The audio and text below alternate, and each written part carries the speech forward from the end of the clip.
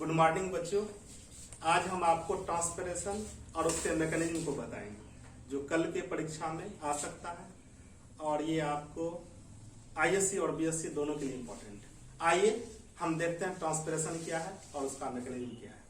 हम जानते हैं कि पौधा जड़ से जल को काफी अधिक मात्रा में लेता है और प्रकाश संश्लेषण करता है। प्रकाश संश्लेषण के बाद जल का बहुत सारा मात्रा बच जाता है जिसको वह पौधे के वायवीय भागों से बाहर अंतरिक्ष में वायुमंडल में भेज देता है।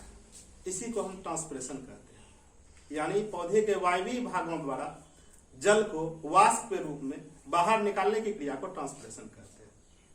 यह ट्रांसपिरेशन मुख्यतः 3 प्रकार का होता है। जैसा कि हम देख रहे हैं क्यूटिकुलर, ये एपिडर्मिस का बाहरी लेयर होता है क्यूटिकुलर, और वहां से 1% जल जो है सीधे वाष्प के रूप में निकल जाता है। ऐसे ट्रांसपिरेशन को क्यूटिकुलर ट्रांसपिरेशन कहते हैं। दूसरा लेंटिसेलुलर, द्वितीयक वृद्धि के बाद एपिडर्मिस की कोशिका जगह जगह फट जाती है और वो लेंटिसेल का निर्माण करती है। जब ट्रांसपिरेशन लेंटिसेल से द्वारा होता है उसे लेंटिकुलर ट्रांसपिरेशन कहते हैं। इससे भी 1% ट्रांसपिरेशन होता है और सबसे ज्यादा ट्रांसपिरेशन स्टोमाटा से होता है 97%, जो कि पत्तियों में एक रंध्र पाया जाता है जिसे स्टोमाटा कहते हैं। मुख्यतः ट्रांसपिरेशन स्टोमेटा के द्वारा ही होता है। आइए हम अब इसके मैकेनिज्म को जानते हैं, खास करके स्टोमेटल ट्रांसपिरेशन को। इसमें 3 स्टेप है। पहला स्टोमेटा का खुलना, दूसरा स्टोमेटा का बंद होना और तीसरा मॉडर्न कंसेप्ट। हम जानते हैं कि प्रकाश संश्लेषण दिन में होता है। प्रकाश संश्लेषण में ग्लूकोज बनता है। ग्लूकोज के कारण गार्ड सेल में जो कोशिका रस है वो गाढ़ा हो जाता है।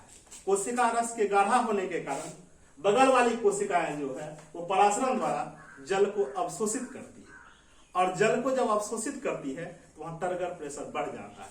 टर्गर प्रेशर जो भी बढ़ता है इसमें खिंचाव होता है जिसके कारण स्टोमेटा खुल जाती है। स्टोमेटा का बंद होना, ठीक इसके विपरीत रात में जब प्रकाश संश्लेषण की क्रिया नहीं होती है तो गार्ड सेल में जो द्रव्य है वो गाढ़ा नहीं तरल हो जाता है, और जहां संलग्न कोशिका परासरण द्वारा जल अवशोषित नहीं कर पाती है तो वहां टर्गर प्रेशर घट जाता है और जिसके कारण स्टोमेटा बंद हो जाती है। स्टोमेटा का खुलना और बंद होना ट्रांसपिरेशन का है।